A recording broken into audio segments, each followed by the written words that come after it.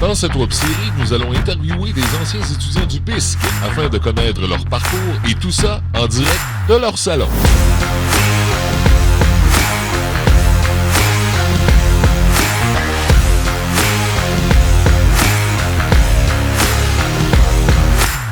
Je me nomme Isabelle Lheureux-Leblanc. Je suis photographe vidéaste qui travaille sous le nom de Chroma Photo Vidéo. En gros, ce que je fais, c'est de la création de contenu photo et vidéo pour les PME locales en développement. Mon core business, désolé de l'anglicisme, c'est de créer du contenu à l'image de la business qui va la représenter, puis qui va être jumelé à ses objectifs court, moyen et long terme.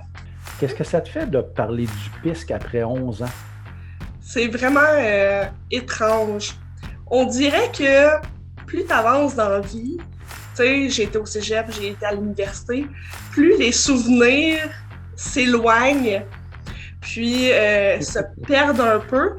Puis quand tu m'as écrit, André, puis tu m'as dit « OK, je veux faire un podcast », puis tu nous as tous mis dans le même groupe Facebook, on s'est mis à parler, puis « Ah oui, on a fait ça, puis là, t'as fait ça, puis ah oui, puis je me rappelle de ça ».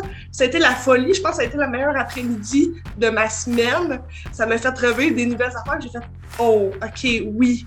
C'était le fun, j'aimais ça, puis ça remonte, tu sais, ça revient, ces émotions-là. Je connaissais une personne dans le groupe, c'est tout, mais on se suivait, puis on dit « Ah, c'est toi qui as fait ce fond d'écran-là? » Oui, il était sur tous les ordi, puis là, puis ça s'enchaînait, puis je sais comme « Wow, OK, c'est ça. C'est ça, les élèves du PISC, c'est ça. » Isabelle, c'était quoi comme élève avant d'arriver au PISC? Tu sais, secondaire 1, 2, 3, peut-être même avant, mais secondaire 1, 2, 3. Ça ressemblait à quoi? J'ai toujours eu un petit paradoxe. J'ai toujours été la préférée des profs. J'ai toujours été celle qui faisait ses affaires, puis qui avait des bonnes notes sans vraiment étudier. Mais en même temps, j'ai toujours été marginale. J'ai toujours un petit côté rebelle, puis j'ai toujours voulu sortir du lot. Puis c'est un peu ça qui m'a amenée au CFP. J'étais vraiment une élève, comment je pourrais dire, de groupe, de gang. J'aimais ça me tenir en gang. J'étais très leader positive, même si des fois je suivais un peu. Mais ouais, j'avais ce petit côté-là, crunchy un peu. Ouais. Est-ce que ton passage au PISC a changé cette Isabelle-là? Je te dirais non. Par contre, ce que le PISC m'a emmené, ce que le CFP m'a emmené, comme on disait si bien, c'est beaucoup le côté familial, si on peut dire, comme je disais tantôt, les élèves, la gang, c'était comme une famille. Ce qu'on n'a pas habituellement dans une grosse école secondaire. Tu sais, j'étais à une école à Mascouche, puis on était peut-être 4-5 fois plus gros que le CFP.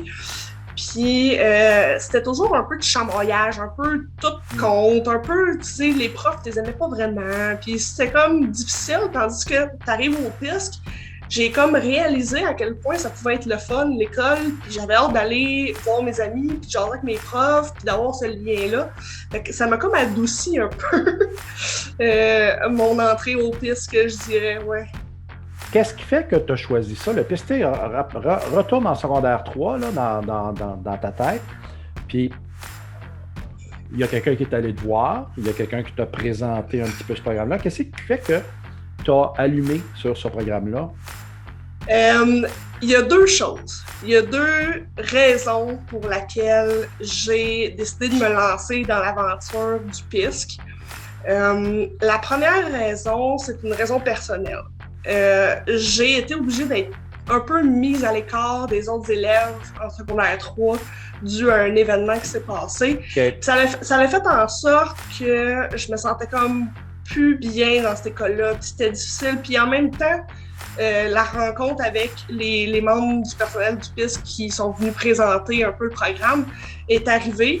Puis je me suis vraiment posé la question, je me suis dit, ça vaut-tu la peine de tout changer d'école? C'est d'autres habitudes, d'autres amis, d'autres tout, si on peut dire. Puis ça a vraiment été une décision que j'ai réfléchi longtemps. Ça, c'est pour la première raison. Puis j'ai pris la décision de le faire pour mon bien-être puis pour le bien-être de mon parcours scolaire. La deuxième raison, c'est parce que mon père est programmeur analyste. Il est travailleur autonome. Puis mon père, c'est sacré, au souper, on s'assit puis on jase, tu sais. Puis là, il me parlait de ses histoires de codage en PHP, puis en HTML, puis il me disait « Ah, telle balise, il y avait une erreur », puis il cherchait des bugs, puis il m'en parlait. Il m'en parlait pendant 2-3 ans. Puis mon père, il parle. Tu sais, mon père, tu manges pas de la raclette avec parce que tu vas manger pendant 4 heures. C'est pas une bonne idée. Fait qu'il me parlait, puis je comprenais rien. Je comprenais rien. Fait que je me suis dit, crème, c'est une bonne opportunité pour moi de comprendre ce qu'il me dit, d'avoir une meilleure relation avec mon père, puis d'avoir des nouvelles connaissances. Tu sais, tout ce qui est informatique, programmation, on s'entend que c'est une base, c'est le fun d'avoir ça. Fait que c'est pour ces deux raisons-là que je me suis lancée, puis que j'ai dit oui au PISC. Isabelle, t'es photographe vidéaste à ton compte.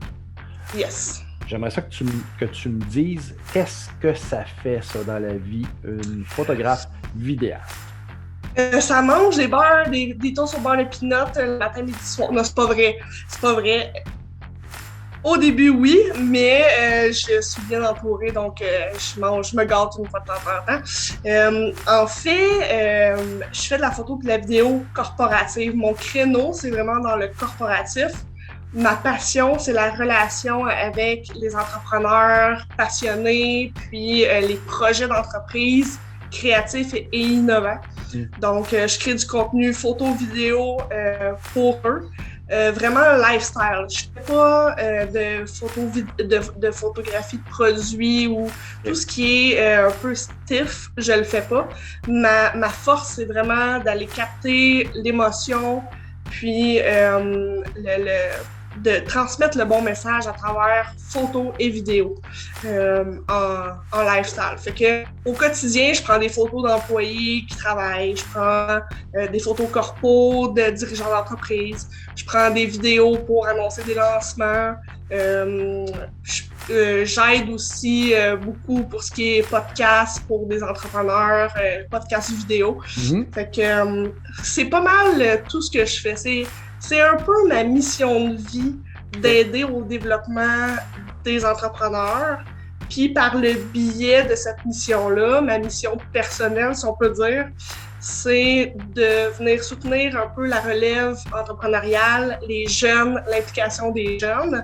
Fait que je pourrais en parler longtemps, là, mais je m'implique beaucoup dans mon réseau, dans la MRC Rivière-du-Nord. Là. Je m'implique beaucoup. En faisant rétrospectivement, est-ce que tu referais ce choix-là d'aller au PISC? Je dirais oui. Oui, je referais ce choix-là les yeux fermés. Ce que je ferais de différent, c'est d'arrêter de penser puis de le faire, tout court. Okay. La réflexion que je pousserais peut-être un peu plus, c'est est-ce que je finirais le programme au complet? Parce que moi, j'ai terminé secondaire 5, j'ai pas fini le programme. Ça aurait pu être une belle opportunité que j'ai pris la décision de ne pas prendre. Fait que ça, c'est une réflexion que j'aurais pu pousser, mais je le ferais les yeux fermés. Cette décision-là, je la reprendrais 1000 fois s'il faut. Okay. La même. OK. Si tu avais une bande de secondaire 3 en avant de toi, là, puis tu voulais leur donner un conseil, qu'est-ce que tu leur dirais?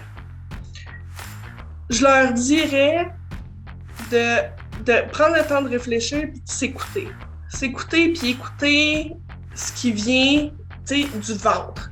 Parce que souvent, on écoute ce qui vient de la tête, puis c'est biaisé par toutes les émotions.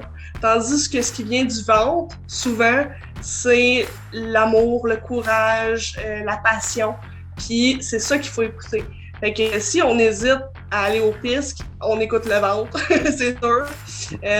Mais dans tout parcours scolaire, si on a une décision à prendre, que ce soit changer d'école, que ce soit de rentrer dans une classe spécialisée, que ce soit de faire l'école à la maison, peu importe quelle décision, même si vous êtes jeune, même si vous prenez de l'expérience un petit peu par petit peu, le conseil, c'est écouter ce qui se passe dans votre ventre, puis ça va bien aller.